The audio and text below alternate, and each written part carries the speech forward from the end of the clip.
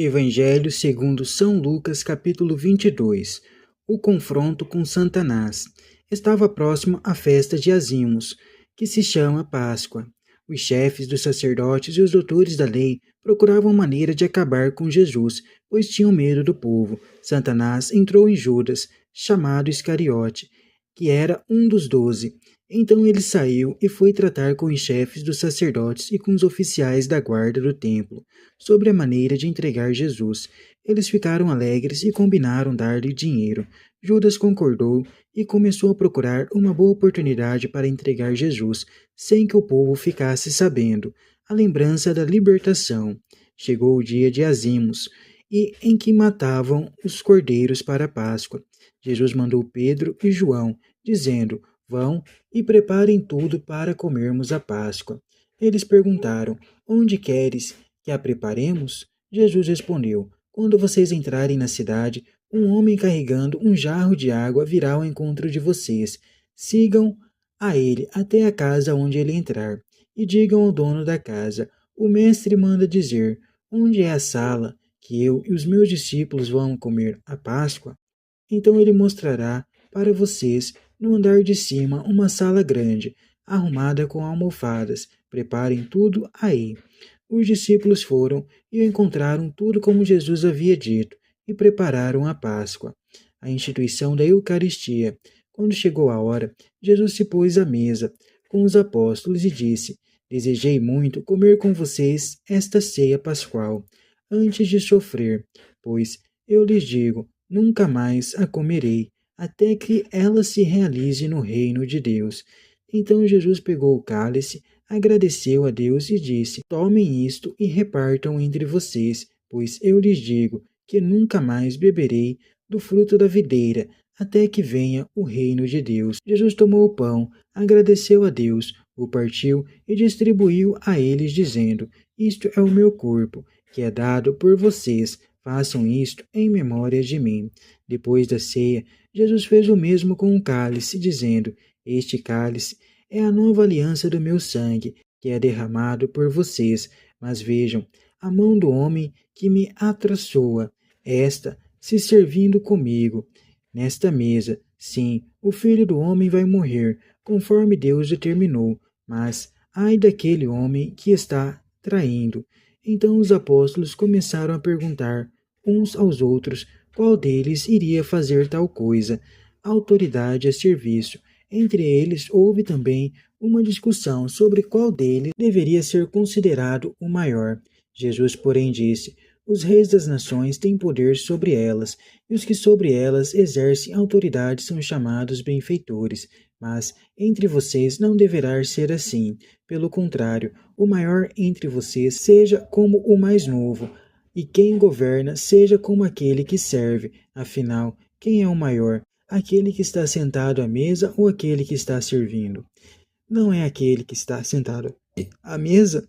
Eu, porém, estou no meio de vocês, como quem está servindo. Vocês ficaram comigo em minhas provações. Por isso, assim como o meu Pai confiou o reino a mim, eu também confio o reino a vocês. E vocês hão de comer e beber à minha mesa no meu reino, e sentar-se em tronos para julgar as 12 tribos de Israel. A missão de Pedro. Simão, Simão, olhe que Satanás pediu permissão para peneirar vocês como trigo. Eu, porém, rezei por você, para que a sua fé não desfaleça. E você, quando estiver voltando para mim, fortaleça os seus irmãos. Mas Simão falou: Senhor, contigo estou pronto para ir até mesmo para a prisão e para a morte. Jesus, porém, respondeu: Pedro, eu lhe digo que hoje, antes que o galo cante 3 vezes, você negará que me conhece. À hora do combate, Jesus perguntou aos apóstolos: Quando eu enviei vocês sem bolsa, sem sacola, sem sandália, faltou alguma coisa para vocês? Eles responderam: Nada. Jesus continuou: Agora, porém, quem tiver bolsa deve pegá-la, como também uma sacola, e quem não tiver espada, venda o manto para comprar uma, porque eu lhes declaro: é preciso que se cumpra em mim a palavra da Escritura. Ele foi incluído entre fora da lei, e o que foi dito a meu respeito vai realizar-se. Eles disseram: Senhor, aqui estão 2 espadas. Jesus respondeu: é o bastante. Jesus obedece ao Pai. Jesus saiu e, como de costume, foi para o Monte das Oliveiras. Os discípulos o acompanharam. Chegando ao lugar, Jesus disse para eles: rezem para não caírem na tentação. Então afastou-se uns 30 metros e de joelhos começou a rezar: Pai, se queres, afasta de mim este cálice. Contudo, não se faça a minha vontade, mas a tua. Apareceu-lhe um anjo do céu que o confortava. Tomado de angústia, Jesus rezava com mais insistência. Seu suor se tornou como gotas de sangue que caíam no chão. Levantando-se da oração, Jesus foi para junto dos discípulos e os encontrou dormindo, vencidos pela tristeza, e perguntou-lhes: Por que vocês estão dormindo? Levantem-se e rezem, para não caírem na tentação. A hora do poder das trevas. Enquanto Jesus ainda falava, chegou uma multidão. Na frente vinha o chamado Judas, um dos 12. Ele se aproximou de Judas e o saudou com um beijo. Jesus disse: Judas, com um beijo você trai o Filho do Homem? Vendo o que ia acontecer, os que estavam com Jesus disseram: Senhor, vamos atacar com a espada? E um deles feriu o empregado do sumo sacerdote, cortando-lhe a orelha direita. Mas Jesus ordenou: Parem com isso. E tocando a orelha do homem, o curou. Depois, Jesus disse aos chefes dos sacerdotes, aos oficiais da guarda do templo e aos anciãos que tinham ido para prendê-lo: Vocês saíram com espadas e paus, como se eu fosse um bandido? Todos os dias eu estava com vocês no templo e nunca puseram a mão em mim. Mas esta é a hora de vocês e do poder das trevas. Pedro cai na tentação. Eles prenderam e levaram Jesus e o conduziram à casa do sumo sacerdote. Pedro seguia Jesus de longe. Acenderam uma fogueira no meio do pátio e sentaram-se ao redor. Pedro sentou-se no meio deles. Ora, uma criada viu Pedro sentado perto do fogo, encarou-o bem e disse: Este aqui também estava com Jesus. Mas Pedro negou. A mulher: Eu nem o conheço. Pouco depois, outro viu Pedro e disse: Você também é um deles. Mas Pedro respondeu: Homem, não sou eu, não, sou mais ou menos 1 hora. E o outro insistia: De fato, este aqui também estava com Jesus, porque é galileu. Mas Pedro respondeu: Homem, não sei do que você está falando. Nesse momento, enquanto Pedro ainda falava, um galo cantou. Então o Senhor se voltou e olhou para Pedro. E Pedro se lembrou de que o Senhor lhe havia dito: Hoje, antes que o galo cante, você me negará 3 vezes. Então Pedro saiu para fora e chorou amargamente. Os guardas caçoavam de Jesus e o espancavam. Cobriam-lhe o rosto e diziam: Fazei uma profecia. Quem foi que te bateu? E o que insultavam de muitos outros modos.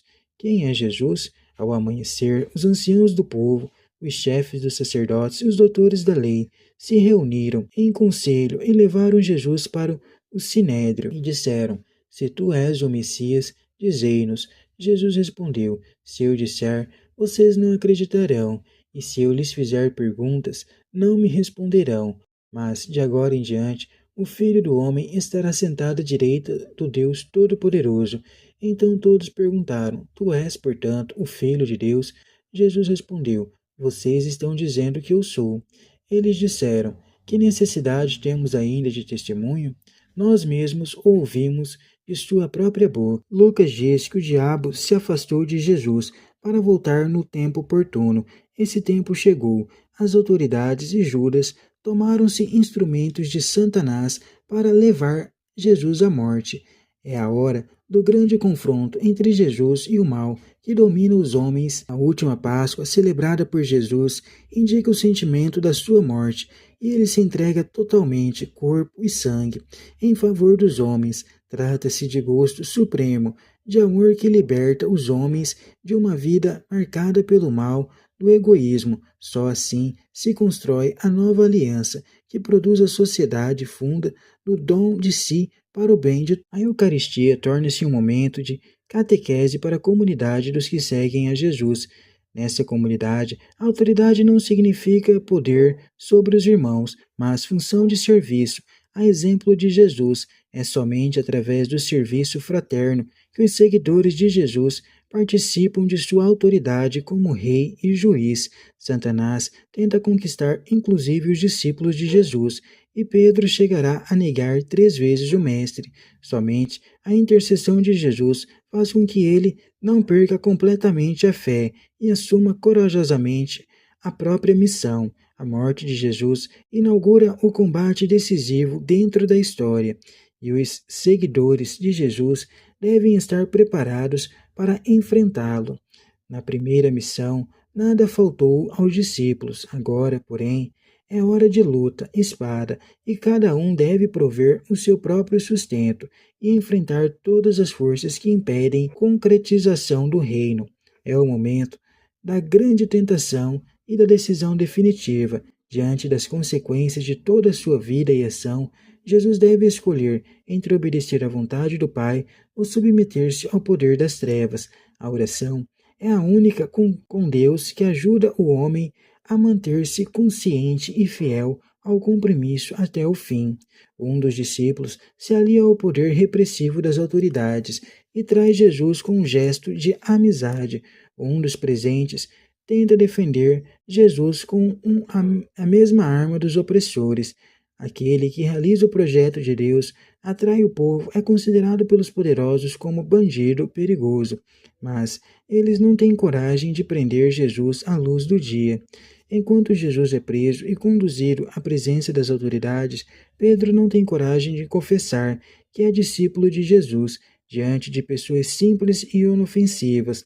O julgamento diante do Sinédrio mostra quem é Jesus. Ele é o Messias, aquele que vem implantar o reino da justiça. É o Filho do Homem, que vem para julgar os projetos do homem na história e reunir o povo para viver o projeto de Deus.